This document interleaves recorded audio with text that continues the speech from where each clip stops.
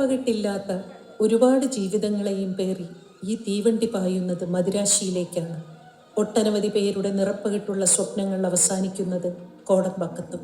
Cinema എന്ന മായിക ലോകത്തെ സ്വപ്നം കണ്ട് യാത്ര തുടങ്ങിയവർ ജനമനസ്സുകളിൽ നിറഞ്ഞു നിൽക്കുന്ന താരമാകാൻ,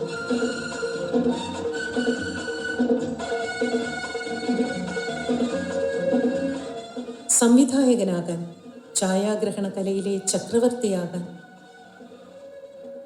എന്തിന് നിർമ്മാതാവായി സിനിമ എന്ന കലയിലൂടെ സമ്പന്നനാവാൻ വരെ എത്തിപ്പെട്ട ആയിരക്കണക്കിന് സ്വപ്നാടകർ 1960, 70, 70, 80, 90 കാലഘട്ടം വരെ സിനിമയുടെ സ്വപ്നഭൂമി കോടമ്പാക്കം തന്നെയായിരുന്നു. AVM, Vahini, Karpagam, Vasu studio, Arunachalam, Gemini, Vijaya, Shyamala studio, Prasad studio എന്നിങ്ങനെ സിനിമയുടെ അകക്കാഴ്ചകളുടെ നിരവധി സങ്കേതങ്ങൾ നിറഞ്ഞ് കോടമ്പാക്കം. ഭാഷാഭേദമന്യേ എന്ത് വിശ്വാസത്തിലാണ് ഇവരൊക്കെ മദിരാശിയിലേക്ക് യാത്ര തിരിച്ചത്? കോടമ്പാക്കം ചതിക്കില്ല എന്ന ആത്മവിശ്വാസത്തിലോ?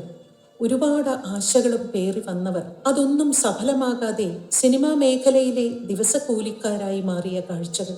ആ ഭാഗ്യവും ലഭിക്കാതെ വെയിലിൽ തളർന്ന് വിശപ്പിന്റെ കാഠിന്യത്തിൽ മറ്റ് ജോലികളിലേക്ക് തിരിഞ്ഞവർ.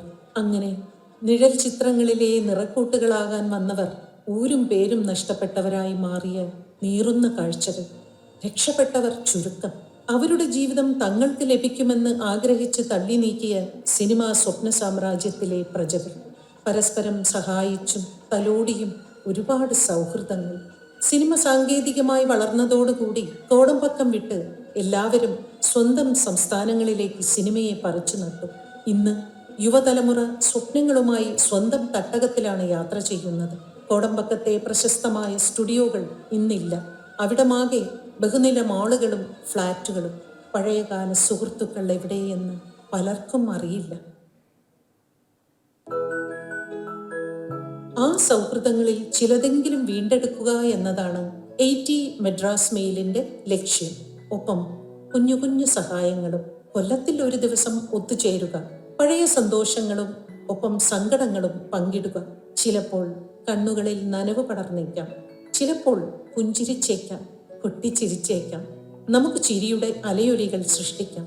ഒന്നിച്ചിരുന്ന് സൗഹൃദ സംഭാഷണം നടത്തി ഭക്ഷണം കഴിച്ച് യാത്ര തുടരാം.